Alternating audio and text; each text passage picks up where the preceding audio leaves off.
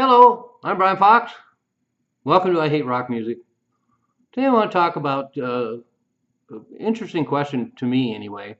A lot of Who fans already know all this stuff, but why was Leslie West of Mountain brought in to put guitar parts on the Who's album Who's Next?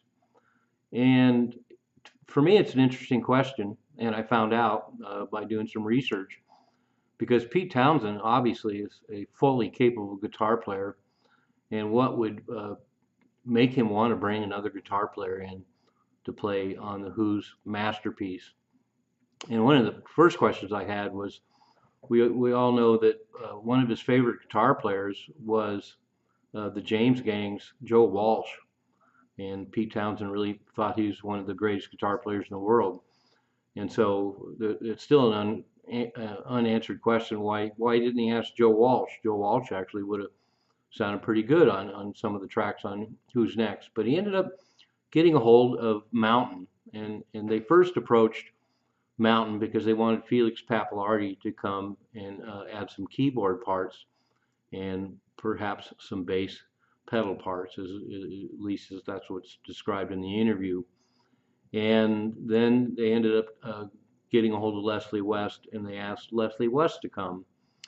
And once again, according to the interviews, apparently there was a mutual admiration between Leslie West and Pete Townsend.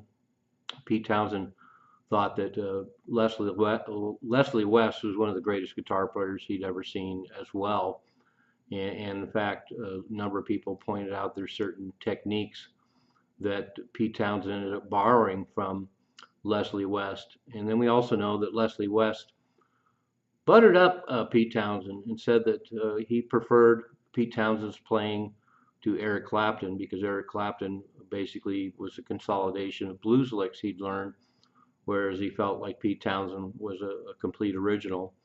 And also we know Leslie West actually played a Les Paul Jr., and he ended up giving a Les Paul Jr. to Pete Townsend. Of course, Pete Townsend started using a Les Paul Jr.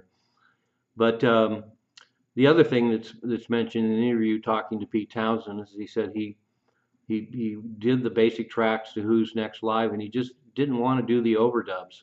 He captured the band itself live in the studio, and for some reason didn't want to do overdubs, and so brought in Leslie West to do overdubs.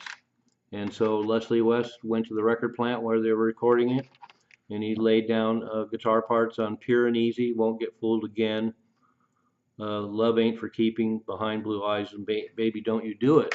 And so for a long time they were only available on a bootleg, and now with the deluxe edition of Who's Next, those tracks are included. And Leslie West does sound great on them, and it's kind of telling that they did those sessions, and they brought Al Cooper in to play some keyboards as well. Felix Pappalardi wasn't used, and it's kind of it makes sense that he ended up not using the Leslie West tracks on the Who's Next album, and instead we get Pete Townsend's overdubs, and they're great. But boy, these Leslie West versions of these Who tunes and him playing on them is just great. And of course, Leslie West talks about what a total honor it was to go in there and play with them. But just seems like such a interesting and surprising choice. And I was amazed when I found out that these tracks even existed. But now we know.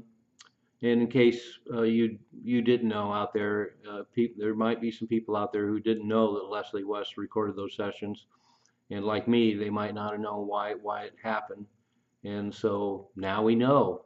Thanks to me, Brian Fox, here at I Hate Rock Music.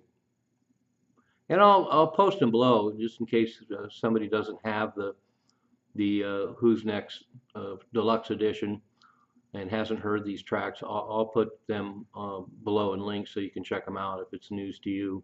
You're going to be surprised and shocked, and probably pleasantly so. It's actually turned out to be a wonderful combination.